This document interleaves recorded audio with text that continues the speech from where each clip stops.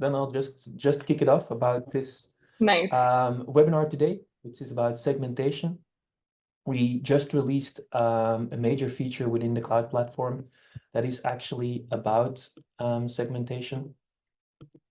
So the whole goal is that we're gonna split data up and then see how we can do model monitoring like that.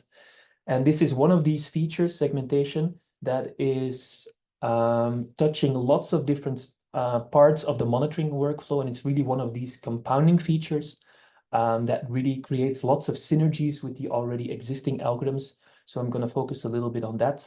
And because it's one of these synergetic features, it's maybe good to start with NannyML with a little bit of a pitch of what we do, what problem we solve, our monitoring workflow, and then we can delve into a little bit more which parts of this monitoring workflow is actually impacted by segmentation and how. And then we can also talk about post-deployment data science. And then I will show how we can leverage segmentation inside of the cloud product. And then we can see a little bit in practice how segmentation can help you to do better performance monitoring, root cause analysis, and issue resolution. But let me first start with post-deployment data science and why it's hard. We often talk about this research from MIT and Harvard, where they basically did large-scale experiments that proved that over time, AI models fail, and 91% of them, which is caused by something called AI aging. So the longer a model is in production, the higher probability that the world has to change and that the data can change and that new patterns can emerge and that the model performance decreases. And there is this thing in production with machine learning models that makes monitoring very hard. And that's the delayed ground truth or the absent ground truth. So if we're having a machine learning model and we are trying to make predictions, the actual outcome itself can be delayed. Like for instance, with loan default, if we're trying to predict whether somebody will cancel their loan, it can typically take up a year or 2 years to actually then find out whether a person was able to pay back that loan or not. So that's the ground truth, the actual outcome, the targets. And if they are delayed, we cannot actually measure or calculate performance. And then we're basically in the dark when it comes to model performance. And we can't really know whether our models are making good decisions. And we will only find out when they're having some downstream negative business impact. And all of these things makes being a data science leader very, very hard, because there's a few scary headlines here. Just to remind you also, all of our machine learning models, they interact with the real world and the stakes are sometimes very high. But the fact that we cannot measure performance and the fact that models do deteriorate over time makes that our models can fail and that we can potentially lose a lot of money and that we will spend lots of hours debugging and fixing model performance issues. And if we do not do that, then the business units or the processes consuming our predictions, they can grind to a halt. And that way, other departments or even ourselves can lose trust in our data science. And that might lead us to not being able to do our job. And the thing is that traditional monitoring, or at least the monitoring that is heavily based on covariate and data drift detection, doesn't help either. In fact, it actually gives a false sense of security, and in many cases, it causes alert fatigue, because the data-centric ML monitoring actually does not create a notion of performance. It's just taking the assumption that the model input data in production, when that is changing, that it's actually also going to impact model performance. And we've done a lot of research, and actually data drift signals, the correlation between data drift signals and model performance is actually very low. And often the model actually really knows how to deal with changes. And there might be trends and seasonality that are going to trigger these most of the time actually univariate drift detection methods. And the model actually, the performance will actually not be impacted. So what we typically see then is that there's lots of data drift alerts in production. And that when we then later look at the real performance when the target is there, it's actually not did not affect the model performance. So we get lots of false alerts, which leads to alert fatigue, and that might desensitize us when there is a real alert to actually go and look into it. And then the typical covariate shift, which is univariate, actually also misses out on a lot of issues. For instance, complex structural changes in the data will not be captured, and also some things like concept shift will also need to be captured by these algorithms. And that leads that performance issues go undetected. And also maintaining these systems, updating is time-consuming and expensive. And what has changed is basically post-deployment data science. That's what happened. So more and more models getting deployed. Data scientists starting to care more about their model performance post-deployment. Data scientists also being confronted more and more with model failure as well. And the realization of post-deployment data science in combination that actually most of the life of a model will be spent post-deployment is also what has contributed to us doing research and trying to solve this major problem when the target data is delayed or when there's no ground truth that we cannot know what the performance is. And like I said in the introduction, we started working and researching that problem around 4 years ago. And right now we have significant progress on that. We have a paper in preprint as well that we'll happily share. And basically, what this research allowed us to do is to create algorithms that can estimate model performance without targets. And how these algorithms work is that they basically quantify the impact of the data drift on model performance and business value. So it looks at the model input in production, and then based where in the feature space more observations occur, and whether those regions are certain or uncertain, we can then leverage that information and map that to an expected performance metric. And that means that we can move away from the data-centric model monitoring and do a performance-first model monitoring. So we always know our performance all the time. And when there is an issue, it's only then that we are going to initiate the root cause and leverage the actual covariate shift detection techniques. And that's very significant because that allows us to focus on a single performance metric that is available at inference time at the moment that we're making these predictions. And then when there is an issue, we'll delve deeper and use the covariate shift, concept shift, data quality issue detection techniques to come up with the reason why. And because this expected performance is also available at inference time, we can actually potentially stop model failure before it has any negative downstream business impact. Because before the predictions are being acted upon, we have some time to already put in place some defensive actions or some corrective measures. And also with this way of doing root cause analysis, we can spend around 80% time less on figuring out what went wrong. And better root cause analysis also allows for more efficient issue resolution, where we then at the end of the day can increase model performance post-deployment, or at least keep the performance as expected. How does NanoML work as a cloud platform? We also have an open source package. I'll maybe describe that as well briefly. So in the open source, it's kind of like scikit-learn, where we have monitoring algorithms, for instance, to detect multivariate data drift. They need to be fitted on the reference data, and then they can measure or calculate multivariate drift on production data. And it's a scikit-learn interface, also a little bit with some visualization. And as you know, it takes also for your scikit-learn models to operationalize them, it takes a little bit of work. And it's the same with these monitoring algorithms. If you want to deploy them into production, there's still lots of work to be done. And we did all of that heavy lifting inside of the NanoML cloud platform, in which there is also more and better algorithms. Like for instance, concept shift detection is one of our flagship algorithms within NanoML cloud.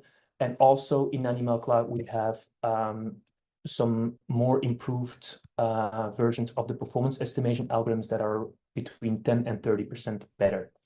And the way the cloud platform deploys actually is within your cloud environment, so that there is no data leaving your cloud. So you can go to the cloud marketplace on Azure or AWS, and then it's basically deployed the same way as SageMaker would deploy. It's just a managed application inside of your clouds. And then there is an API, an SDK, or a graphical user interface to configure a model. And that configuration is basically done with the test set that is being used as a reference data. And then in production, the only thing that you need to be sending to NannyML to get a view on the expected performance are the features, the predictions, and there's no targets that are required. And inside of the product itself, it runs on Kubernetes and behind the scenes, but there is the monitoring algorithms. We calculate the metrics. We schedule runs. There is dedicated storage for the metrics. There's a web application that I will show in the demo where we can explore and do the root cause analysis. There's also notifications and user management. And all of that allows us to do a very specific thing, which is this performance first monitoring, where we have, of course, the performance monitoring, the root cause analysis, and then the issue resolution. And all of this together will allow you to stop model failure, spend less time figuring out what went wrong, and also keep your models performant. And now that we have a little bit of a view of what the main value propositions are of NannyML and our monitoring workflow, we can talk a little bit about segmentation. So when we talk about segmentation today, we mostly talk about user-defined segments. So these are distinct groups or subsets created based on predefined criteria or business logic. So that might be geographical regions or maybe some type of behavior from customers like their purchase frequency on which we divide the data. And the nice thing about these segments, because they typically are user-defined and they come with some business logic, is that we can bring more business context to the actual monitoring, and that will allow us to do better analysis. Now, there's this thing with segments that they also drift, and that's something to bear in mind. So if you have different customer segments, it might be that over production, a certain segment might become more popular. And of course, if we're going to be segmenting, that means that we're going to be splitting up data. And if we split up data, that means that we have the risk that we won't have enough data to do certain analysis or certain calculations. And that also comes with a computational cost. And the thing is with covariate shift detection that isolated on itself, it's already very chaotic and overwhelming. If you then add segmentation to it, it's only going to make the search space bigger. And at the beginning, I thought that segmentation is one of these features that creates a lot of synergies with the already existing killer features like performance estimation. And one of the big advantages there is that if we have segments, what we can then we can just follow the performance first monitoring approach, actually quantify the impact of data drift, monitor the estimated performance, and then just focus on those segments that for which the performance is impacted. And that radically actually reduces the search space. And that makes it way better to actually do an efficient segmentation and derive value from it, as opposed to just focusing on the covariate shift. So some synergies there. And to quickly look at the monitoring workflow that I already described a little bit. So we always want to know how our model is performing, either through real performance that we can measure or by estimating model performance or business impact. And then when there are performance issues, we go into the root cause analysis, where the whole idea is to figure out what actually went wrong, where we then leverage the covariate shift detection algorithms, also multivariate drift detection and concept shift detection. And then if we have established what actually went wrong, we can then do a more appropriate issue resolution. And maybe quickly touch upon performance monitoring first and see how what segmentation can do there. So we typically have this scenario. I will also show it in the walkthrough, where the overall model performance might actually be working very well. But then there might be segments, for instance, here in this case, that might be underperforming. And the reason why they don't actually get picked up by the overall model performance is either there's few data in these segments, or there is other segments that become more performant and they cancel each other out. And the ability to segment, and then also specifically in combination with expected performance, can really granularize the performance monitoring, and we can isolate these segments and know upfront which ones are actually underperforming. So it's about identifying that. There's other ways to actually also combat with these underperforming segments, which is more and better performance metrics. For instance, we have a business value metric where we can connect expected performance to a business value based on a cost-benefit matrix. And then you will have a better quantification of what happens when your model actually starts making mistakes. And in 6 weeks, we'll be releasing custom metrics as well, where it will be possible to basically define any type of metric so that then you also can actually do a different cost-benefit matrix per segment or even do something on instance level. But this allows us, again, segmentation to do better actual performance monitoring, and it's very powerful in combination with expected performance. And then if we go to the rest of the monitoring analysis, the monitoring workflow, where there is a root cause analysis and where there's all of these different algorithms that can be working together to figure out what went wrong. And all of these algorithms work, of course, on all the data together, but also on the subset of data. So we'll be able for specific segments to identify whether there are certain patterns, new patterns that emerge or old patterns becoming obsolete. We'll be able to, within segments as well, distinguish certain distributions or how distributions are changing over time, and also the general data structure within a segment as well, and specifically also data quality issues that might be related or connected to a segment. And because these segments are user-defined and they contain business logic, like I said, they bring more business context to the actual monitoring analysis. And that will make it easier for us to establish downstream process failure or things that we can fix. And like, for instance, if we take certain actions on our predictions, these actions are also often related to what type of segment a customer falls into. And a different customer in a different segment might even be using a different platform or a different channel. And that way we'll be able to pinpoint more granular which parts of this process might actually not be working or not up to par. And it's also with the upstream data generation pipelines or data transformation pipelines, that with segmentation as well, we can see where this data is coming from, and then we can also pinpoint again more accurately which parts might not actually be working as intended. And then also for the data science adjustments that we might be taking, it's also going to be easier to, for instance, maybe isolate a segment or do different things for a certain segment, like building a separate model or putting a certain model for a different segment on a different retraining schedule. And then all of the other issue resolutions or magical things that we can do with post-deployment data science that apply on all of the data also apply on the segmented data. For instance, the dynamical prediction thresholds. Typically, when we convert our probabilities to predictions, we use a certain threshold. But since there is expected performance available at the moment we make inference, we can actually choose the optimal prediction threshold done dynamically to maximize the expected performance. And that's also something that can be done within a segment. And then there's, of course, automated retraining and only retraining when necessary, and more of the data science issue resolution tactics, like falling back on a previous model or rebuilding a model. And the main takeaway point here is that segmentation is a little bit like chunking. We use chunking in the product to basically do temporal data analysis for time series, and everything basically becomes a time series. And it's so intertwined and it touches so many things of the product that in combination with these already existing very powerful features like performance estimation and concept shift detection, they really create a synergy. And that's kind of the main takeaway point here for this entire segmentation analysis. Oops, there was one more slide. Don't allow, okay.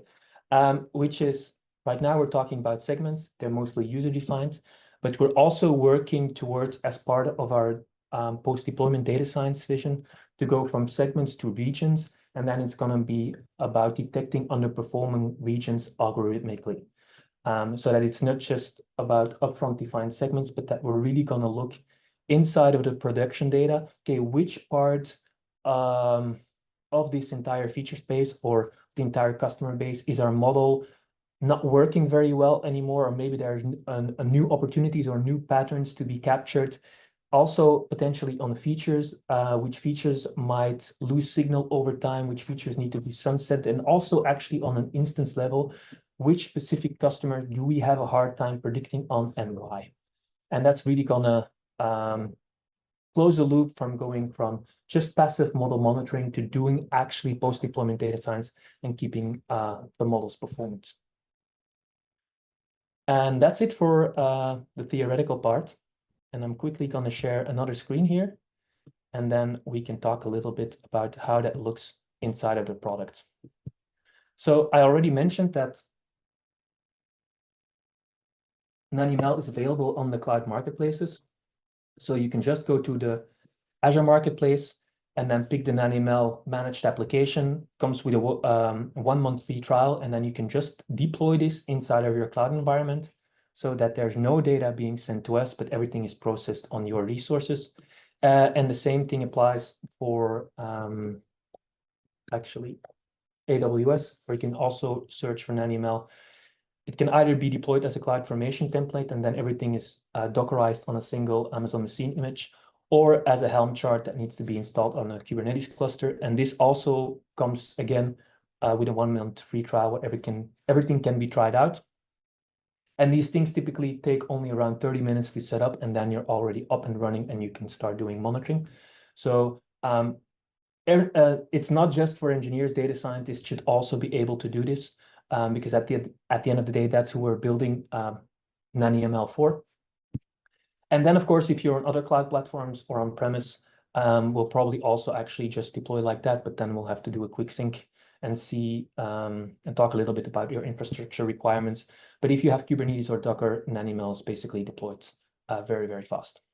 And how that would look is after you deploy a monitoring instance, you get something like this. I've already added a few models here. And before I will start discussing this monitoring hub, I'll maybe quickly show you how to add a new model. This configuration can also be done by the SDK, the Python SDK, but it's basically a graphical user interface that walks you through in setting up how to add a model. So I'm just gonna add a binary classification model where we're gonna chunk our performance metrics monthly. And I'm just gonna call this model test. Then I'm gonna pick a file, but I can also actually do Azure Blob Storage or a local file or public link or Amazon S3. And then I'm gonna take the test sets because that is the reference data. We're gonna be using the test sets to calibrate the monitoring algorithms of NaniML and extract the baseline model performance and the baseline distributions to compare the production data against. And then we need to do some small mapping. We basically have to tell, okay, this is the identifier. We need to say what the timestamp is. Some of this information is extracted automatically. We need to say what the target is. This is a hotel booking data set where we're trying to predict which customers will cancel their booking in the next 3 months. So every line here in this data set is a customer for which we have a lot of features. And then we already see that the predictions and also the predicted probabilities are already automatically extracted because they follow a naming convention. And then we can also pick any column or any feature or anything that is part of this data set as something to segment on. It doesn't necessarily have to be a feature that also went into the machine learning model. The more features you add, of course, the longer the calculations are going to take. So that's something to be aware of. And then we're also already going to upload a little bit of monitoring data. I created some production data and that I split up in different months. And we're just going to pick these first 2 months of production and then going to add them as well. I don't have any target data yet because we're predicting 3 months into the future. So we don't have it yet. We can send that later. And then we can also quickly configure both for performance monitoring, but then also for concept shift detection, covariate shift detection, which our main performance metrics are. We can adjust some thresholds. For instance, we can pick business value as the main performance metric and then configure a cost benefit matrix that I talked about earlier to kind of say, okay, if we make a correct prediction, then this is how much money that will generate. And we can all do that here. And we can do the same thing for covariate shift detection, where we can pick any distance metric or statistical measures, and some of the multivariate drift detection techniques that we have here to offer. And same for concept shift detection, where we can say, okay, we want the concept shift expressed as a ROC AUC delta. So what is basically the impact of concept shift on a performance metric? And the same applies for describing statistics, average, median, standard deviation, how many rows that were basically being sent in an email. And then we can configure data quality as well, where you have something around missing values or unseen or new values inside of production. And then we can review all of this and start monitoring. This run is going to take around 3 minutes, but I hate waiting. So what I did is that I actually already added this model before the webinar, so that we don't have to wait for the calculations to be finished. And we're going to have a look at these 3 models, and they're basically the same model, but this is with the first 2 months of production data. Here we also added the 3rd month of production data, and here we have a view on the 5 months of production data, and then we can kind of see which things we can extract at different points in time. But let me first explain, before we delve deeper into these models, let me first explain here what we can extract actually from this monitoring hub and this main performance dashboard. That's 2 things actually. One is our main value proposition actually is that the main performance metric. So we can see here that in some use cases, we don't have the realized performance. And that's because for those use cases, the target data is delayed or not available yet. So what we do is then we leverage our algorithms to estimate this model performance. And when this estimation is green, it basically means that the model is performing as expected. And for some use cases here, we do have some target data, and then we can also see actually how accurate our estimations are. But the whole idea is actually that with these algorithms that we've researched and developed, that you can get a view on model performance all the time. And that comes with a side benefit actually also, because here you can see that actually in these models here, there is no performance issues, yet there is data drift happening. So these are basically false alerts. So that's data drift that's not impacting model performance, unimportant features drifting, trends, seasonality, maybe drift inside of the feature space where the model actually is fairly certain, or certain patterns that the model already has seen before and actually knows how to deal with. So we don't have to look deeper inside of these alerts, because we know that this data drift is not impacting model performance. And that is going to save us a significant amount of time. And here we do see that there is real performance issues. So right here, and then we will actually spend our time on things that matter, because this is actually a real model failure of an actual model that started going haywire. But I'm first going to have a look at this model, which is the model that I just showed you how to upload. And I'll maybe show first the realized performance. So this is the actual performance on the test set. And we can see that the accuracy is around 80%. The model got deployed here, but because there is no target data, we basically don't have any performance view on the performance for this month, and also not for this month. So that's when we are going to use our performance estimation algorithms, where we will create a view on how the model is actually performing in production. These thresholds are automatically extracted from this reference period. And we can see here that the model is behaving as expected, because the expected performance falls between these performance thresholds. So nothing to worry about. So we won't have to go and delve deeper here in this case, because there are no alerts with regards to performance. Now, I did pick this chart specifically to show you, because we have segmentation available. And as we can see, there is no actual overall model performance issues. But if we are going to have a look at all of these segments, and then maybe actually already sort by the number of alerts, we can see that actually there is a segment where there is a performance issue. And this segment is groups. So it's basically people traveling together, and they're making a booking together. And we see here that there is a slight performance drop in this period that is not visible in the overall model performance. And if we have a look at the other segments, we actually see that they're all falling, that they're actually all falling within the expected performance. Now, I also said before that there's other performance metrics, of course, that we can pick that might represent reality a little bit better. One of these is the business value. And you can actually see here right now with the business value that in this month, we do pick up already on that alert. So that's why picking the correct performance metric is very important, because with just accuracy, we would not have been able to pick up on this. And that's also why in this scenario, this might be actually just the preferred performance metric.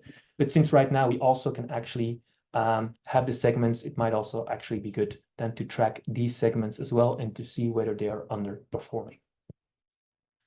But in overall, based on the performance metric that we set, there was nothing to worry about actually. So what I will do is I'll show you how to add a little bit more data, and we can, like I said, we did the configuration in the UI, but we can also do the configuration just with Python code. And for that, we need to install the NanoML Cloud SDK, connect the NanoML Cloud SDK to the instance, and then we can just fetch our model and send new inferences. And this is only 4 lines of code where you basically have to fetch the new inferences. This can be either some middleware that catches some API calls and then pipe them forward, or takes the data from S3 if you're using SageMaker, or it can actually just be a prediction script that you schedule, or it can be part of the actual model prediction pipeline. But what you'll have to do is you either send individual predictions or mini batches to NanoML, and then depending on the granularity of the monitoring analysis, you can trigger a new monitoring run, and that's how you would do the continuous monitoring. But again, since I hate waiting, I've already added this view of the model before, so we can just have a look at it straight away. And right now we can see here that there is an extra data point in this month, where right now the overall expected performance has also deteriorated. And that's going to be, since we only are right now monitoring the overall model performance, we could also monitor segments individually, and then we would have done part of the root cause analysis in this period. But right now, this expected performance has dropped, so we're going to have a drill down and figure out what actually went wrong. So we're going to do the same thing as before and have a look actually at all the segments again and their performance metrics, rank number of alerts. And then we can see that this one segment that actually had a small drop in performance before right now has a significant drop in performance. Like really something went very wrong here, and we're going to try and figure out what that is. But because we have these segments right now, we can already isolate and focus part of the root cause analysis on this specific market segment, which is the people that are traveling together. And then we also see that the overall accuracy, this is the same chart as before, it has been dropped. And then there's another segment, which are the guests that book directly. There's also travel agents and tour operators that can be booked through either offline or online, but these are the people that basically online do a direct booking. And we can see that here, small drop in performance as well. Then we can have a look at the other segments. We see that for this segment, there's actually no performance metric here. Okay, yeah. So in this month, there's only 12 observations. So in December, there's probably actually nobody coming from this channel. And then we can also have a look at and that's why we don't have an expected performance there. And then we can also have a look at the other segments, and then we see that here, everything is actually falling more or less within the boundaries of how those segments are expected to perform. So then we know that there are basically 2 segments, these direct bookings and these groups that we should zoom into when we're gonna do our root cause analysis, which we then, of course, can start in the covariate shift tab. We cannot do the concept shift detection yet because there's no target data that we've sent so far. So we're basically doing all of this monitoring again without target data in production. So we're gonna only be analyzing covariate shift right now. And the first thing to look at is multivariate data drift detection across all the data. And we see here that in this month, there is indeed structural changes inside of the data, which confirms that there is an underlying issue. And then we can either pick a distance metric or some of the summary statistics or distance measures that we picked during the setup. I'm actually just going to pick the average. And then I'm going to show all those features because there's lots of features in here that have an alert for the main performance metric.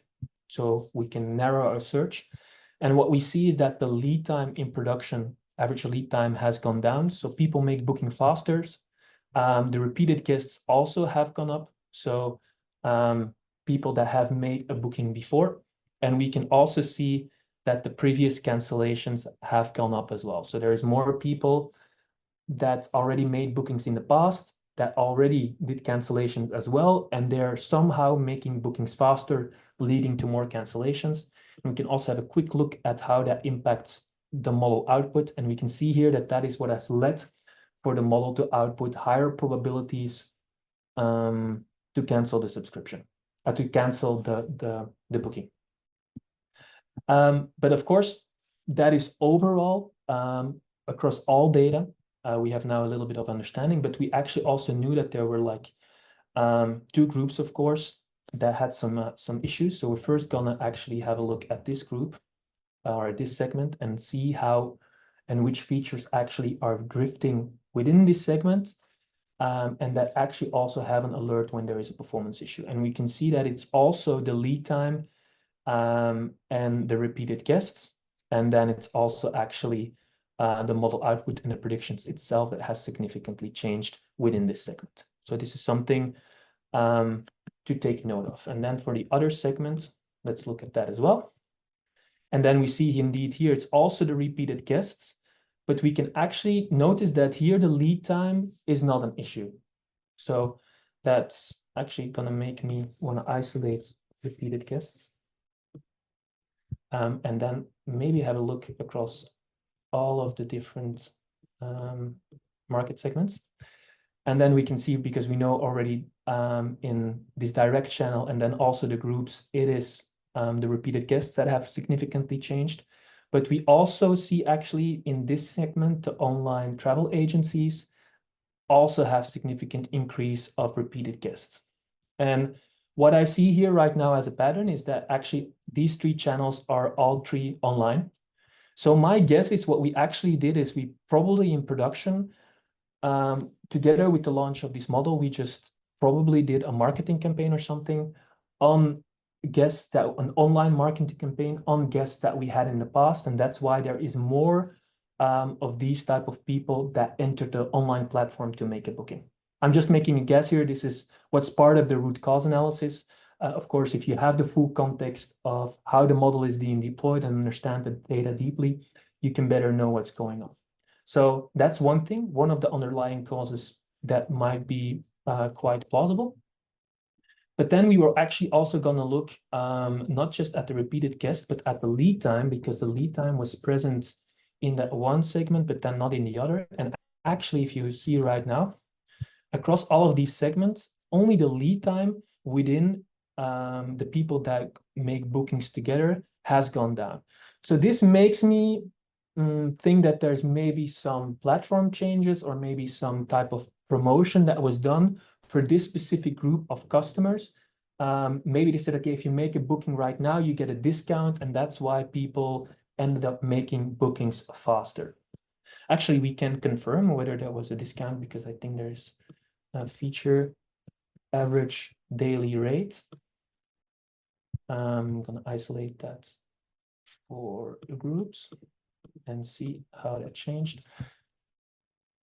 Or was it direct? No, maybe it's a different. Yeah, that's what I was wanting to show. And we can have a look at the distributions actually. So I was making some speculations about the price, but what we can actually see based here right now on the average daily rate is that there was not actually a price discount, but a price increase. which might actually also have led to the people in a group trying to make bookings faster, because during that specific period, the price went up significantly, forcing people to make decisions faster when maybe not all of the people in the group are fully certain that they are going to commit to the booking. And then that is then exactly what has led to more cancellations. So some changes in the pricing, and then potentially some marketing campaigns that might have caused our models to go and expect worse than intended. But again, this type of analysis has to be done by a data scientist. And then based on this type of analysis, which can be way, way, way more granular when you have the actual segments as part of the analysis, will also lead to better issue resolution. And specifically for this segment, we already know, okay, it's this segment and this specific prices. How can we deal with that? And how can we then keep the overall cancellations to a minimum in the future? Or actually before they have a negative downstream business impact, to be honest. And we can do the same for data quality, same type of analysis, where you can just say, okay, show me all the data quality issues that coincide with the main performance metric. And then we, of course, the target is still missing, but also for country, we see some new unseen values. So there's new countries or places from which bookings are being made. And that might also be a reason why potentially the model is not necessarily generalizing well to this new unseen data. And then the last thing what we can do is we can send target data. So I'm adding 2 more months of production data, and then I'm also sending the targets. Imagine that we're 6 months further and we actually know which guests ended up canceling their booking. We can connect the predictions with the target. The only thing we have to do is fetch the target data and supply the customer ID, and then send it to an email, trigger a monitoring run. And again, because I'm a very impatient person, I already added this view on the data set before. So what we will get then is the expected performance, of course, for 2 extra months. But since we also sent the target data, we can also get a view on the real performance right now. And we can actually, in the performance tab, compare both the realized and the estimated performance on all the data. And then we can see here how accurate we were at estimating expected model performance. But of course, we would already have this view on expected model performance before 3 months before the actual target data comes in. So allowing us to act way, way faster and guaranteeing that we're always, as data scientists, the first to know when there is a performance issue. And the same thing, actually, we could have applied for business value, where we can see that we're actually also pretty close to estimating this one. And of course, because it is expected performance, it would also be great to see right now within the segments how well we were actually estimating model performance. And then we see here again for this aviation segment that here there's only 7 observations. And then for this one, there's actually no data. And we can also see here, this was this month, 1 month, there was no observations, and we don't actually also have a data point here. And then for all of the other segments as well, we can see how accurate we were at estimating model performance, even here in this month, which some segments are a little bit harder to predict on. That might be because of the number of observations as well that are part of a segment, or potentially new patterns that arise, which don't necessarily express themselves as covariate shift. But in general, we see that we're pretty good at predicting this. So what we can do is we can then, since we have the target data, we can also have a look at the concept shift detection. And basically what this is we look at the reference data or the test data, we get a notion of how stable the concept is. And then here, every month, we kind of are going to see whether this concept still holds. And if not, we express the impact of the changes in the concept on model performance. And we can see here that the concept follows the same stability in production. And we can actually also do that again across segments. Probably that one segment is also just going to be missing some data. But we can see here that actually across these segments as well, the concepts follow the same volatility. So that means that we can rule out concept shift in this case as one of the potential root causes for the model to deteriorate. And this is very important because that means that most likely actually retraining, which will by default catch new patterns, is actually not going to resolve the issue because there are no new patterns present in the data. So we'll have to go and look and be a little bit more creative on how we can actually deal with the model performance deteriorating in this way. It might also be that there is actually nothing to do about at all, and that the model has already maximized all that it could learn, and that it's just the nature of what happened in the real world. But typically what we can also still do is, because we have these segments as well, is to maybe look at the business process or change some of the prediction thresholds that I talked about before, or potentially upstream investigate those data quality issues a little bit better and trying to understand why it is that the model performance deteriorated. And that's gonna bring it to the end of this walkthrough on segmentation. I think the main takeaway point here is to understand that segmentation, again, is like chunking, and it impacts all the different components of the monitoring workflow, performance monitoring, estimating model performance, the root cause analysis, and then also the issue resolution. And that's because there are some very powerful algorithms, that this is basically a killer feature that creates lots of synergies and will allow for better, faster, more efficient root cause analysis and issue resolution.